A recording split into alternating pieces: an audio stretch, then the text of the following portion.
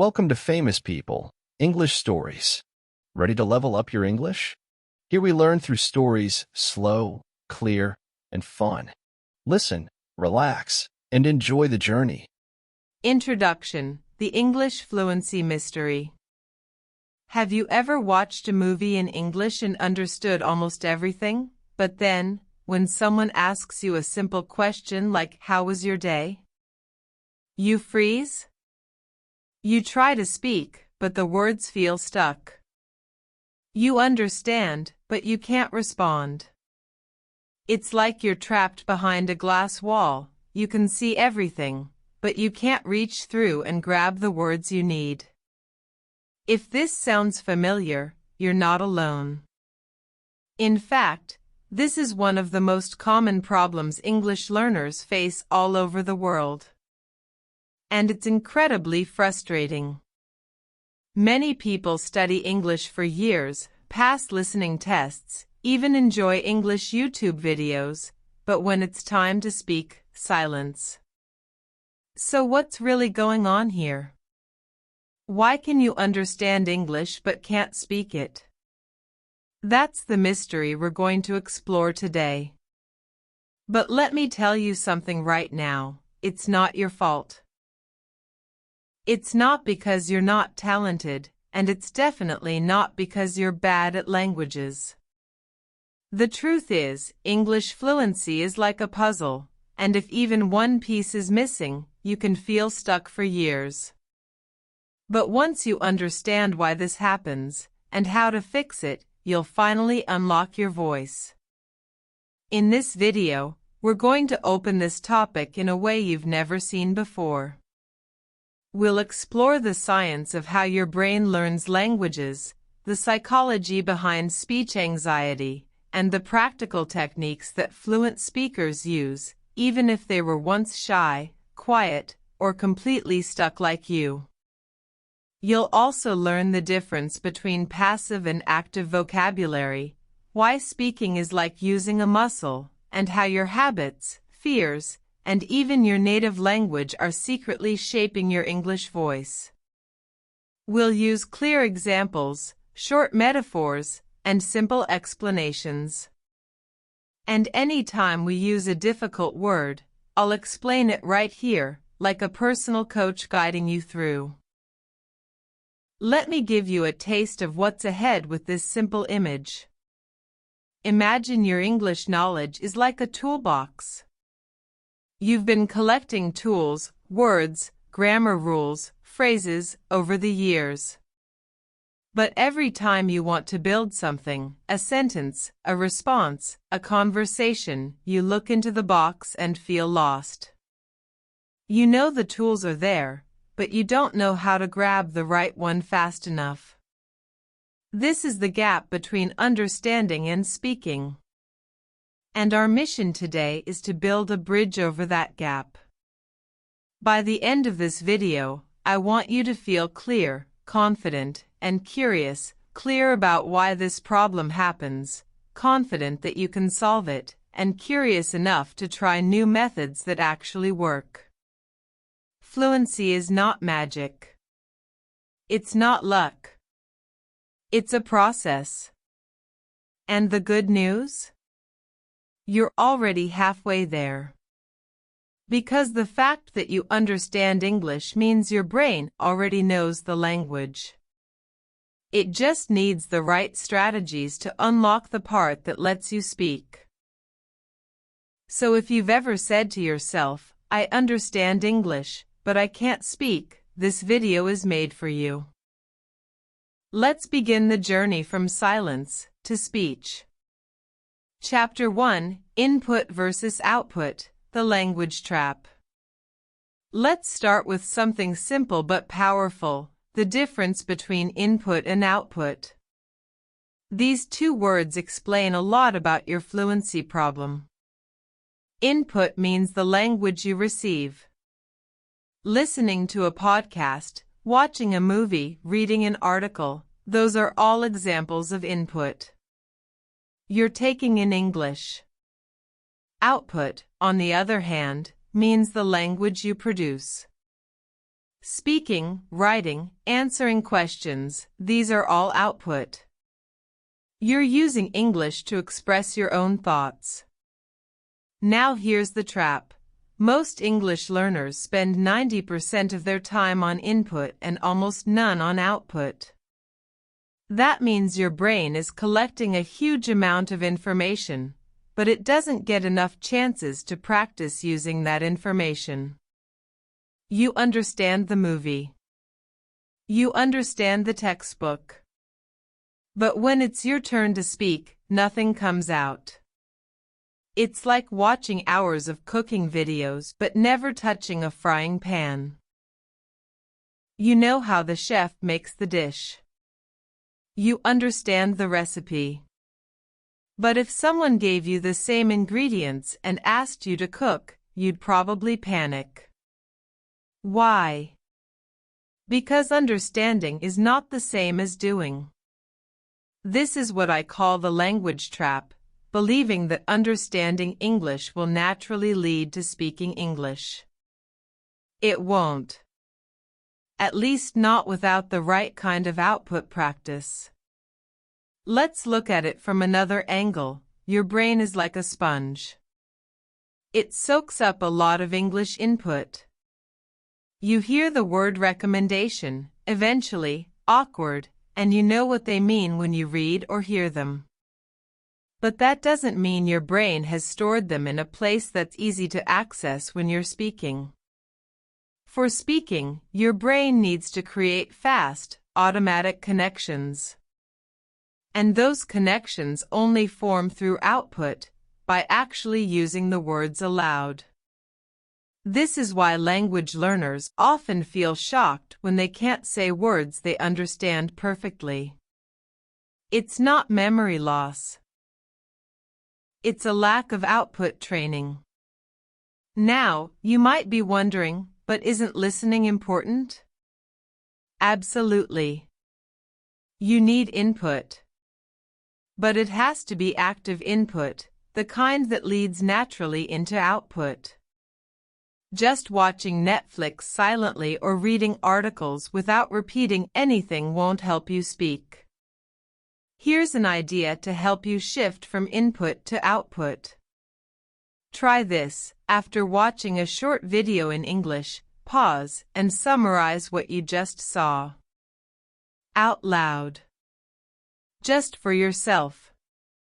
Don't worry about mistakes. Don't worry about grammar. Just try to express what you understood. This builds a bridge from input to output. Even repeating simple phrases aloud after you hear them, called shadowing, starts to activate your speaking ability. It tells your brain, hey, we don't just listen in English, we speak too. So, if you've been stuck in the language trap, now's the time to climb out. Ask yourself, am I only listening, or am I also speaking? And don't wait for the perfect moment to start speaking. Don't wait until your grammar is perfect or your accent is native-like. That moment never comes. You build fluency by using what you already know, imperfectly, bravely, and consistently. In the next chapter, we'll go even deeper. You'll discover the difference between passive and active vocabulary, and why you might know thousands of words but still feel like you don't have the words to say what you think. Ready? Let's keep going. Chapter 2: Passive vocabulary versus active vocabulary. Let's say you know the word opportunity. When you read a sentence like, she finally got an opportunity to study abroad, you understand it immediately. No problem. But now imagine you're in a conversation. Someone asks, why do you want to learn English? And suddenly, you pause. You can't think of what to say. You want to say something like, I'm doing it for better opportunities, but the word just doesn't come. This is the difference between passive vocabulary and active vocabulary. And it's one of the biggest reasons why people can understand English but not speak it. Let's break it down. Passive vocabulary is made up of words you recognize and understand, but don't use when you speak or write. These are words you can read in a book or hear in a conversation and think, "Ah, I know what that means." Your brain is comfortable with them, but only in the background. Active vocabulary, on the other hand, includes the words you can recall quickly and use naturally when you speak. These are words that come out of your mouth without effort, like because, important, or want. For most learners, passive vocabulary is much larger than active vocabulary. In fact, you may know over 5,000 English words passively, but be able to use only 500 actively. That's like having a giant closet full of clothes, but only wearing the same 5 outfits every day. Why does this happen? Because understanding a word takes much less effort than producing it. When you read or listen, your brain only needs to recognize the word. It can be slow, relaxed, passive. But when you speak, your brain has to find the word fast, pronounce it correctly, use it in the right grammar structure, and do all of that while you're also thinking about what to say next. It's a high-pressure situation, and your brain will always choose the easiest path. That's why, when you try to speak, you end up using the same simple words again and again, even though you know more complex ones. So how do you turn passive vocabulary into active vocabulary? Let's look at a few practical steps. 1. Use it or lose it. If you don't say a word out loud, your brain won't learn to use it in conversation. You need to use new words in sentences, out loud, again and again. Say them in different situations. Don't wait for perfection. Example, if you've learned the word challenge, try saying, "Learning English is a challenge, but I enjoy it." One challenge I have is speaking fluently. I like challenging myself. This is how your brain learns to retrieve that word naturally. 2. Personalize it. Use new words to talk about your own life. Your brain remembers better when the language is connected to your experiences. Instead of memorizing. An opportunity is a good chance to do something. Try saying, "I had an opportunity to visit Canada last year. This job could be a big opportunity for me." That way, the word becomes part of your world, not just a dictionary definition. 3. Shadowing and sentence building.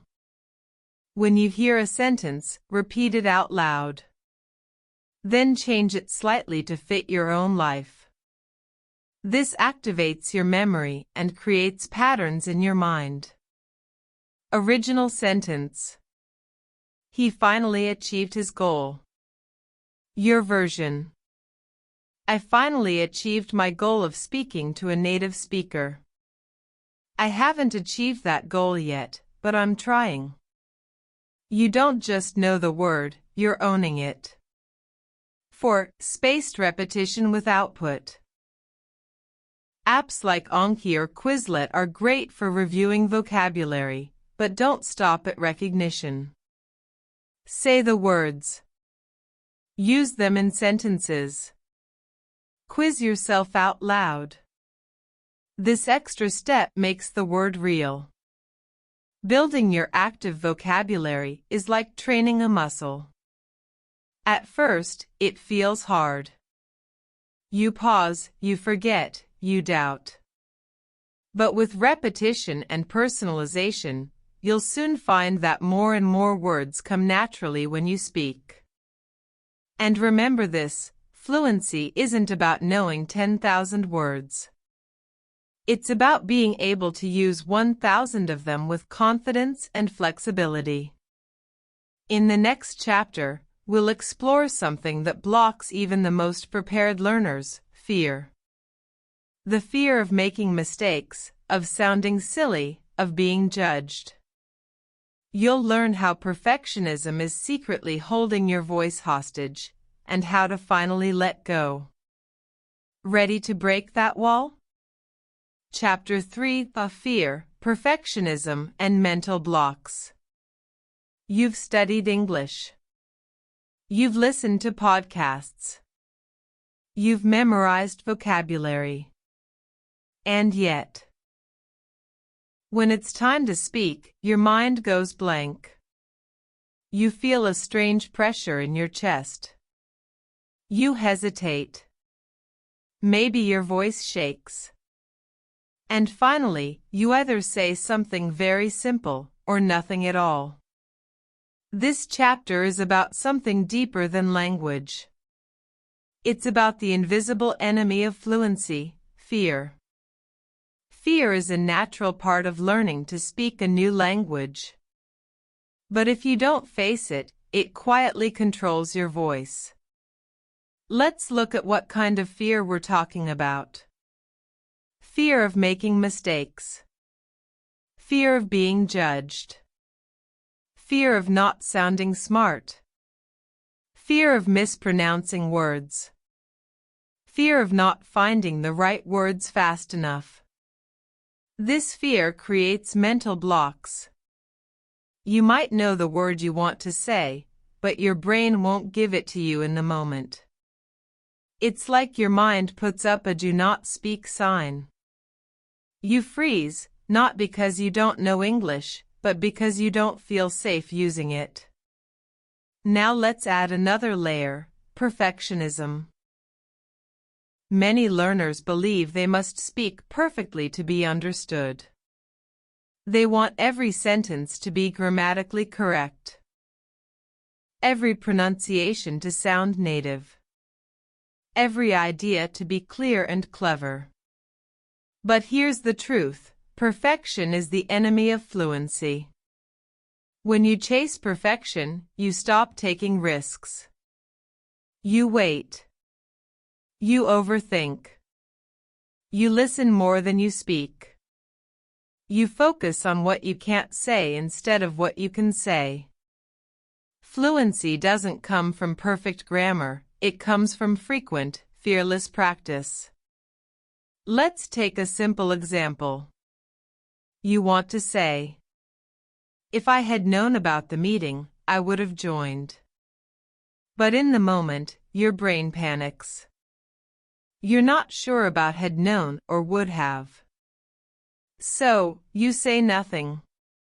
But what if you had said, "I didn't know about the meeting, so I didn't join"? Is it perfect? No. Is it clear? Absolutely. And most importantly, it's communication. Communication beats perfection. Every time. Here's something that may surprise you: native speakers make mistakes all the time. They say they use the wrong word, they start a sentence and change it halfway. But they keep going. That's fluency, not flawless speech, but flexible speech. Now let's talk about how fear becomes a habit.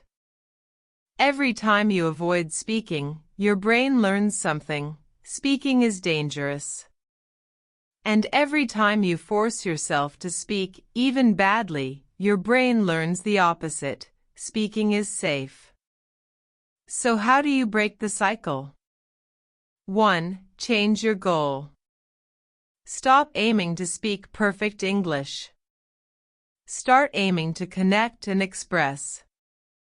If you can say what you mean, you win, even if the grammar isn't perfect. 2. Speak before you're ready. Most learners wait until they feel confident. But confidence doesn't come before speaking, it comes from speaking. Even 1 minute a day of speaking practice trains your brain to be brave. 3. Celebrate mistakes. Mistakes are signs that you're growing. They're like muscle soreness after exercise. If you're not making mistakes, you're not pushing yourself enough. Try this: at the end of the day, instead of asking, "Did I speak perfectly?" ask, "Did I speak bravely?" That one question can change your mindset completely. 4. Visualize your success. Take 1 minute each day to imagine yourself speaking fluently. Imagine your voice is strong, your words are flowing, and the other person is smiling and nodding. This simple mental practice lowers anxiety and builds confidence. Fear is powerful. But so are you. You've already done the hard part, learning the language. Now, it's time to give yourself permission to use it. Not perfectly. Just honestly, boldly, and frequently. In the next chapter, we'll explore how your brain stores language and why it sometimes feels like your words are locked away. You'll learn why understanding English feels easy but speaking feels like trying to open a jammed door. Let's keep going. Chapter 4: Your brain is a library. But the door is jammed. Imagine this: your brain is like a giant library, filled with books. Each book represents a word, a grammar rule, a sentence structure, or a phrase you've heard or read in English. Over time, you've been collecting and storing these books, hundreds, maybe thousands of them. You know they're there. You've seen them before. But when someone suddenly asks you a question in English and you try to respond, it's like running to the right shelf and realizing the door is jammed shut. You push, you pull, you wait, but no book comes out. That's exactly what happens when you can understand English but can't speak it. The knowledge is stored, but not accessible fast enough for real-time conversation. Let's talk about why this happens. When you listen or read in English, your brain processes language in a relaxed, slow, and non-threatening environment. There's no time pressure. You can pause, rewind, reread. Your brain recognizes the patterns and meanings and says, "I know this." No problem. But when you speak, everything changes. Now your brain must perform several tasks at once. Search for the right word. Build a sentence. Use correct grammar. Pronounce it clearly. Manage stress or anxiety. Keep the conversation going. This is like asking your brain to juggle 5 balls while riding a bicycle through traffic. And if your brain hasn't practiced this multitasking skill often enough, it freezes.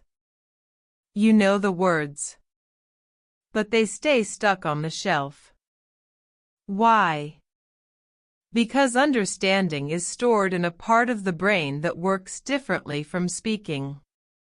Neuroscientists call this the difference between receptive and productive language skills. Receptive skills, understanding when you listen or read. Productive skills, expressing your own thoughts when you speak or write. Receptive skills are easier to develop because they require recognition, not recall. It's like recognizing someone's face in a photo, that's receptive. But trying to describe that face to a police sketch artist from memory, that's productive. Much harder. In English learning, we often feed our brain tons of input, but forget to train it to retrieve and use the information quickly. So the library grows, but the librarian, your brain, isn't trained to find the right book fast. Now let's talk about something that makes the door even more jammed: lack of context. Most learners study words in isolation. You learn the word achievement and write it down. But your brain doesn't connect that word to situations, emotions, or your real life. It just stores it as a definition. Compare that to learning in context. Finishing this video script was a big achievement for me. Learning to speak without fear feels like a real achievement. Now the word isn't just a concept, it's part of your story. And that connection makes it easier to retrieve when speaking. So how do you fix the jammed door? 1. Practice speaking under time pressure. Train your brain to retrieve language faster. Set a timer for 1 minute. Describe your day. Talk about your favorite food. Answer a random question. The goal isn't perfection, it's speed and activation. You're telling your brain, I need to find words quickly. This matters. 2. Use retrieval-based learning. Instead of just reviewing flashcards, try recalling vocabulary without looking. Write a word, then use it in 3 spoken sentences from memory. This kind of recall strengthens the retrieval pathway in your brain. 3. Build connections, not just storage. Every time you learn a new word or phrase, ask, when would I use this? How do I feel when I say this? Can I use this to describe something in my life? The more connected the information is, the faster your brain can find it when you speak. 4. Speak aloud even when alone. Speaking isn't just a social skill, it's a physical and mental skill. Practicing out loud, even when you're alone, helps build automatic pathways. Your brain learns to access the right books faster and without panic. Remember, your brain already holds the language you need. The books are there. Your job is to train the librarian to move with confidence and speed. And like any good library, the more often you visit and use it, the easier it gets to find exactly what you're looking for. In the next chapter, we'll explore another crucial idea: speaking is like a muscle.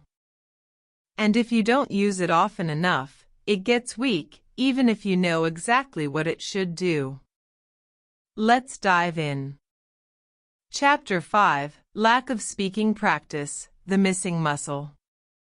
Imagine someone who watches fitness videos every day. They know all the exercises, the correct form, and even the science behind building muscle.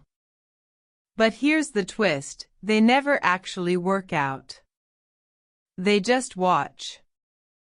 Now imagine that person walking into a gym and trying to lift heavy weights. What happens? They struggle. Their muscles aren't trained. Even though they know what to do, their body can't perform it smoothly. That's exactly what happens to English learners who understand a lot, but don't speak. Speaking is a muscle. And like any muscle, it grows stronger with regular use, not with theory, not with memorization, but with movement. Let's look at the reality. Many English learners spend years studying grammar, reading textbooks, and watching English videos. These are great activities for building your knowledge. But speaking fluently requires a different kind of training. It's physical, mental, emotional. It requires coordination. It requires practice, just like playing an instrument or learning to swim. If you don't practice speaking, your brain doesn't develop the fast, fluid connections it needs to speak naturally.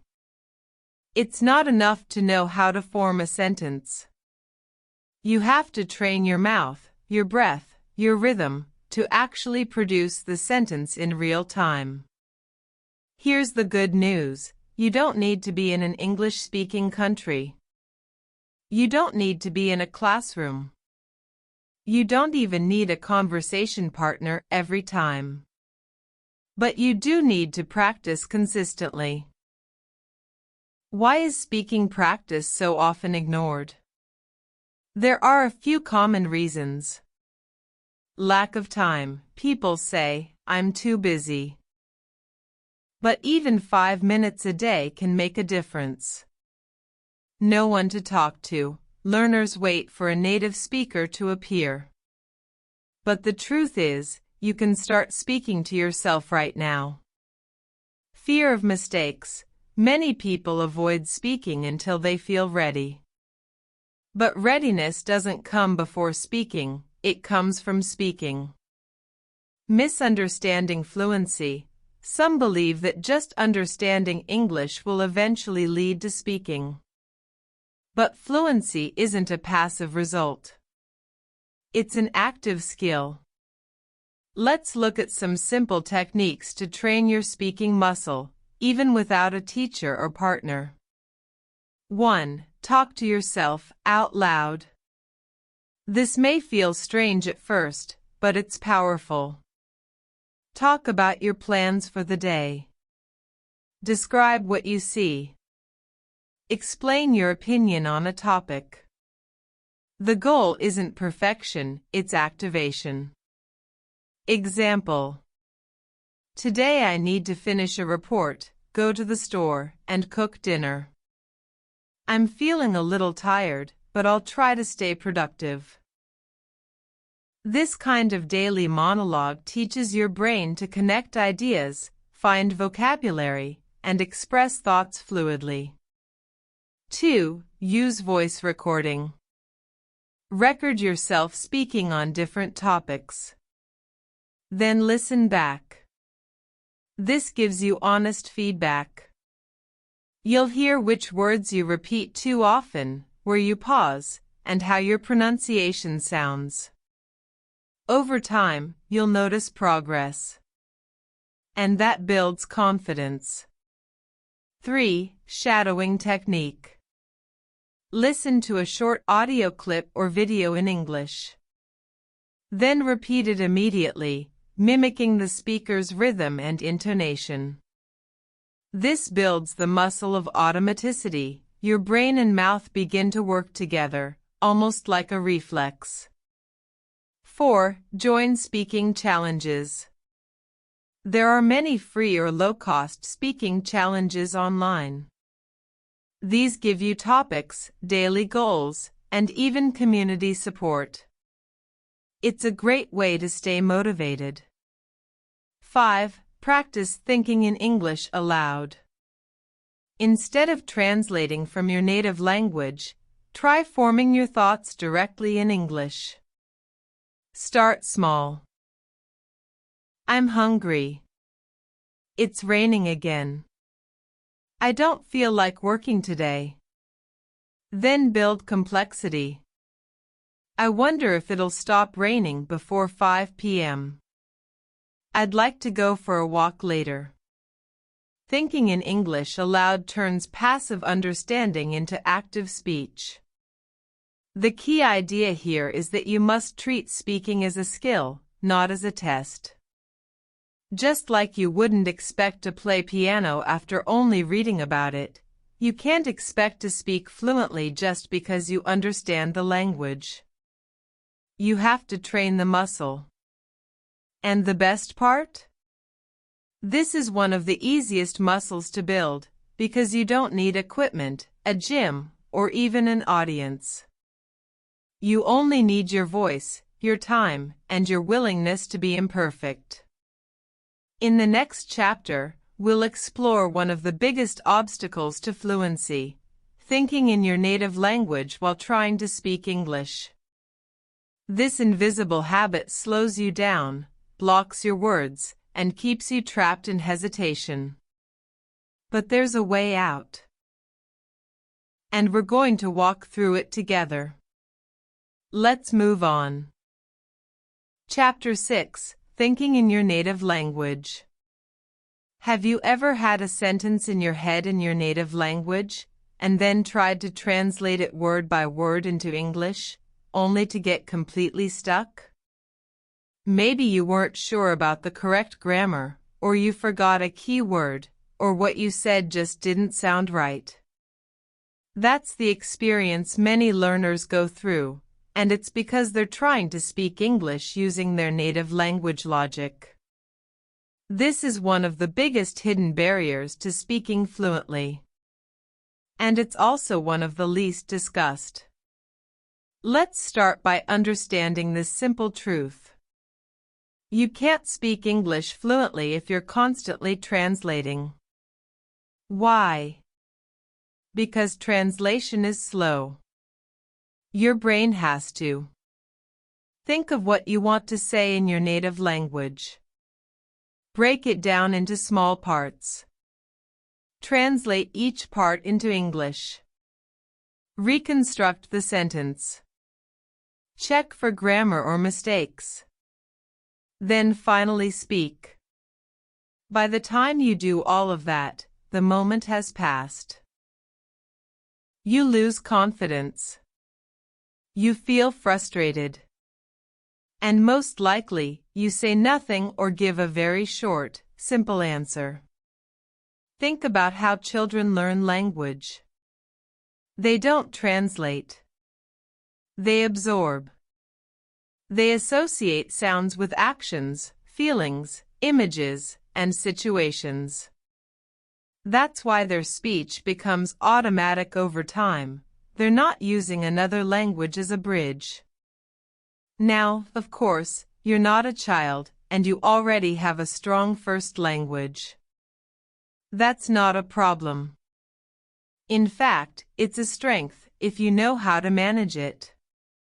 The goal is not to erase your native language. The goal is to build a new mental space where English lives on its own terms, not as a translation of your first language. Let's look at a few examples to make this clear. Example 1: Word order confusion. In many languages, the word order is different from English. You might say something like, "To me is cold," which is a direct translation of how your language expresses that idea. But in English, we say, "I'm cold." Different structure. Different logic. If you try to translate it word by word, you'll confuse your listener and slow yourself down. Example 2: Idioms and expressions. You might want to say something like, "It's raining knives," because that's the expression in your native language. But in English, we say, "It's raining cats and dogs." Again, direct translation doesn't work.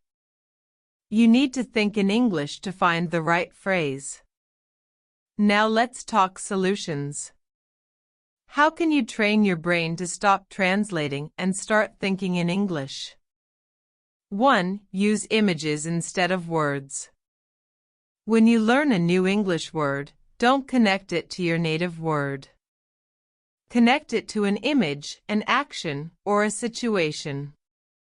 Instead of chair equals your language word for chair, think chair equals what I sit on while I work. This builds an English world connection, not a translation bridge. 2. Practice microthinking in English. Start small. Narrate simple things in English in your mind. Examples: I'm hungry. It's sunny today. I need to check my phone.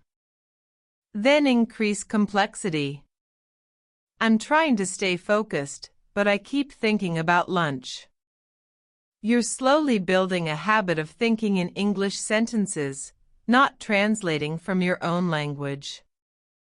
3. Learn sentence patterns, not isolated words. Instead of memorizing book equals or to try equals, learn useful English chunks like, I'm trying to finish this book. Have you read this book before? This book is about. When you learn patterns, your brain starts to copy the logic of English. You stop building every sentence from scratch. 4. Limit your use of bilingual tools during speaking practice. While bilingual dictionaries and translation tools are helpful for study, try not to rely on them while speaking or practicing aloud. Train your brain to guess meaning from context, or to rephrase your ideas using simpler words you already know. This is exactly what fluent speakers do. If they forget one word, they use another. They don't stop. They adapt. 5. Immerse your mind in English daily.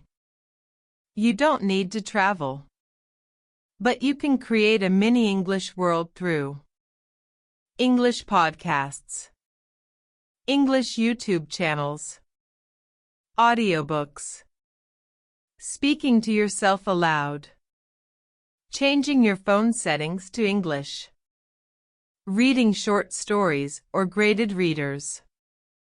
The more English you consume, the more your brain starts to think in it naturally. Let's be honest, breaking the translation habit is not easy. You've spent years thinking in your first language. But every time you think even one sentence directly in English, you're training a new part of your brain. And every day that you try, you're moving closer to real fluency. In the next chapter, we'll take all of this and apply it to some powerful speaking strategies, shadowing, chunking, and other brain training tools that help you speak more like a native. These techniques will transform your practice from passive repetition into real-time activation. Let's keep going. Chapter 7: Shadowing, Chunking, and the Power of Speaking Techniques.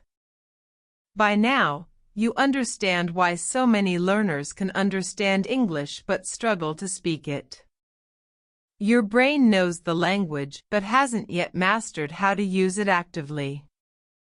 Now it's time to explore powerful techniques that bridge that gap. These methods have helped thousands of learners break free from silence and speak with more confidence and flow. Shadowing, speak alongside the speaker.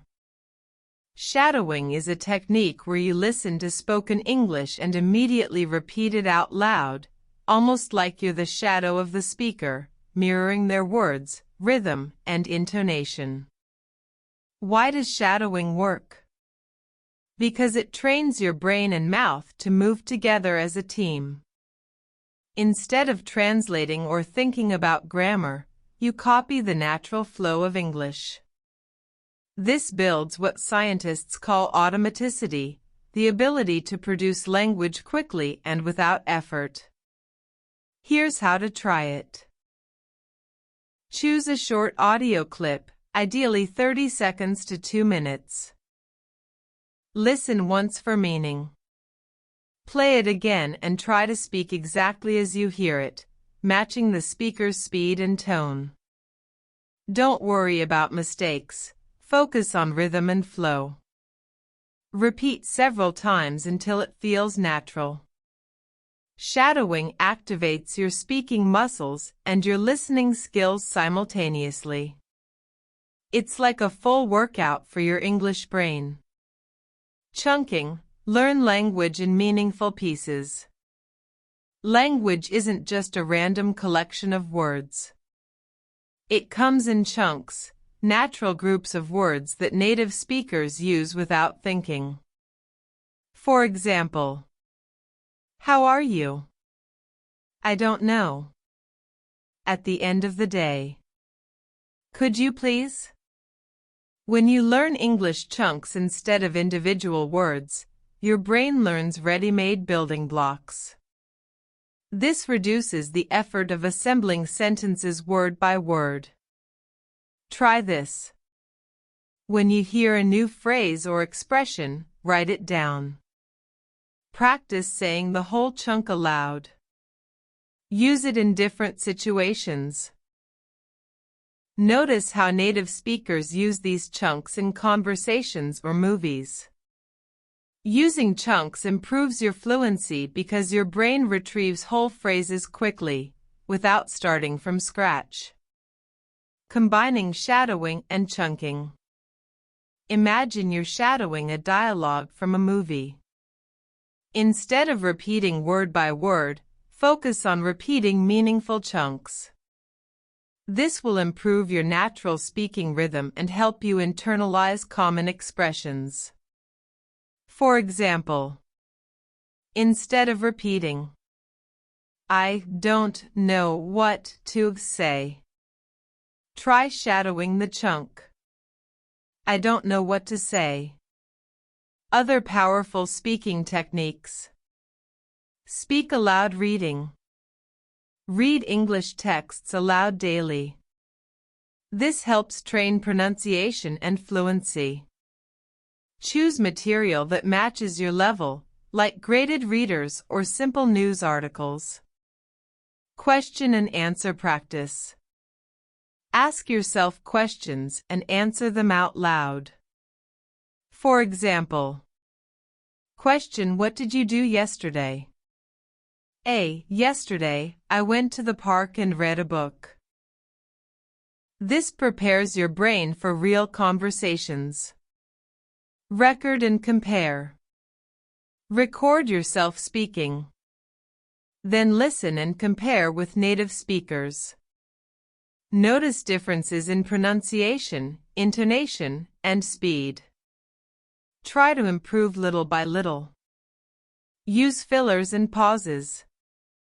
Native speakers use small words like well, so, actually to keep the conversation flowing while they think. Don't be afraid to use these. They buy you time and make your speech sound natural. Why these techniques are game changers. These methods shift your brain from passive understanding to active speaking. They build muscle memory, improve your timing, and reduce the fear of speaking because you're practicing with support, not in front of an audience. If you make these techniques part of your daily routine, you'll see your speaking ability transform, step by step, day by day. In the next chapter, we'll look at how to rewire your confidence and build lasting habits that keep you speaking English for life. Chapter 8: Rewiring Confidence and Habit Building. By this point, you've learned that understanding English is only half the journey, and speaking requires practice, mindset shifts, and new habits. But how exactly do you rewire your confidence and build habits that stick? How do you go from being someone who freezes in conversations to someone who speaks English naturally and without fear? The secret lies in training your brain and body to see speaking as safe, normal, and even enjoyable. Understanding confidence is a skill, not a trait. Many people believe confidence is something you either have or you don't. But confidence is actually a skill, something you develop through experience and repetition. It's like learning to ride a bike. You wobble, you fall, but each time you get up, your brain learns, adjusts, and improves. In language learning, every time you speak English, even imperfectly, you send a message to your brain: I can do this. This gradually rewires your nervous system to feel less anxious and more comfortable with English. Building speaking habits that last. Habits are powerful because they happen automatically. Instead of relying on motivation, which can fluctuate, good habits create consistency. Here are some steps to build speaking habits. Start small and consistent. Begin with just 2 to 5 minutes of speaking practice every day. It could be talking to yourself, shadowing, or answering a simple question aloud. Small daily practice beats long, irregular sessions. Create triggers. Attach your speaking practice to an existing habit.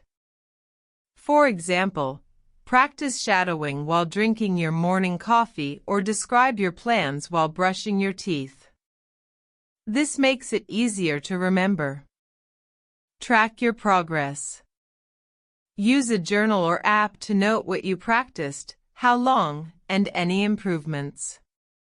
Seeing your progress motivates you to keep going. Celebrate every step.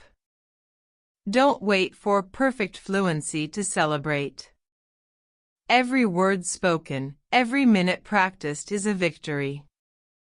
Using positive self-talk to rewire your mind. Your inner voice matters. Many learners have a negative internal dialogue like, "I'm terrible at speaking. I'll never sound natural. People will judge me." This kind of thinking creates a feedback loop that reinforces fear and silence.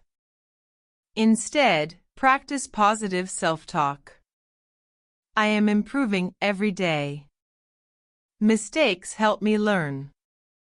My voice matters.